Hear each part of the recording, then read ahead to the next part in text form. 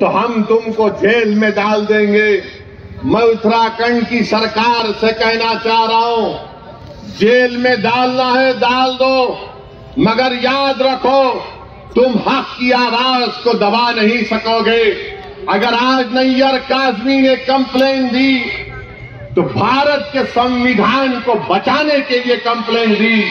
अगर आज मजलिस आवाज उठा रही है उत्तराखंड के धर्म संसद में जो जहर अफसानी की गई इसलिए कि भारत को बचाना है, ये भारत जो हमारा देश है, हमारा वतन अजीज है, इस भारत का कोई मजहब नहीं है। ये भारत ना हिंदुओं का है, ना मुसलमानों का है, ना ईसाइयों का है, ना सिखों का है। ये भारत किसी का भी नहीं है, ये भारत सबका है, चाहे वो खुदा को मानता हो या ना मानता हो।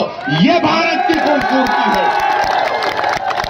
बीजेपी इसको सिर्फ एक मजहब से जोड़कर ये बताना चाहती है कि ये मुल्क सिर्फ एक मजहब का है या एक आरएसएस की आइडियोलॉजी के मानने वालों का है।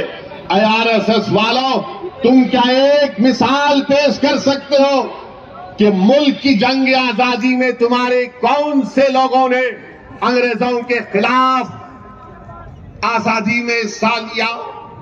क्या तुम्हारे किसी एक लीडर का तुम नाम बता दो। अरे तुम तो अंग्रेजों से मिले हुए थे। तुम्हारे उस वक्त के सरसंघचालक ने कहा था, तुम्हारे उस वक्त के सरसंघचालक ने कहा था कि आजादी की लड़ाई में हिस्सा मत लो। नाम लो मैं उनका। मेरे अजीज दोस्तों और बुजुर्गों, आज आरएसएस भारत के मुसलमानों को देशभक्ति सिखा रही है। जब जरूरत थी अंग्रेजों के खिलाफ लड़ने की तो आप तो खामोश बैठे हुए थे। जब जरूरत थी जेल को जाने की तो आप अपने घर में बैठे हुए थे। अरे हमने हर मैदान में इस मुल्क को अंग्रेजों की गुलामी से आजाद करवाया। नरेंद्र मोदी की जबान से आप कभी नहीं सुनेंगे कि आरएसएस ने इस मुल्क की आजादी के लिए अपना खून या पसीना बहाया। नरेंद्र मोदी बात करेंगे औरंगजेब की,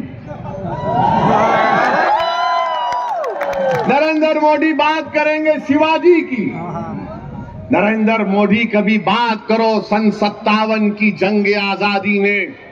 बताओ ये लोग आज जो नफरत फैला रहे हैं इनका क्या रोल रहा? इनका कोई रोल नहीं रहा। बात करते हैं तो जिना की बात करते हैं। अरे इसी सरजमीन से हमने टू नेशन थियरी को रिजेक्ट किया, मुस्तरद किया। हमने इंडियन नेशनलिज्म और कंपोजिट कल्चर की बात की थी। अगर आज हम यहां पर सहारनपुर में हैं, देवबंद में हैं, गंगों में हैं, तो वो जिना के पैगाम को ठुकराने की सबसे बड़ी जीती जाती मिसाल है। मगर इनको सिर्फ जिना याद आता है। समाजवादी को भी आजकल जिन्ना याद आ रहे हैं। अखिलेश को भी जिन्ना जबान पर चढ़ गया। बीजेपी के तो दिल दिमाग पे चढ़ता ही रहता है। मेरे अजीज दोस्तों और बुजुर्गों, एक और धर्म संसद हुआ छत्तीसगढ़ में। कांग्रेस ने कहा जब बीजेपी कर सकती है तो हम क्यों पीछे हटे।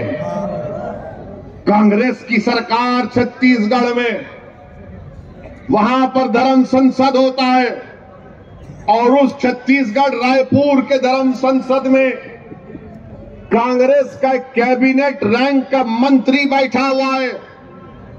बीजेपी के बड़े बड़े नेता बैठे हुए हैं और उसमें से एक महाशय ने महात्मा गांधी को गाली दे दी, गोडसे की तारीफ कर दी और साथ में मुसलमानों के खिलाफ जहर बका।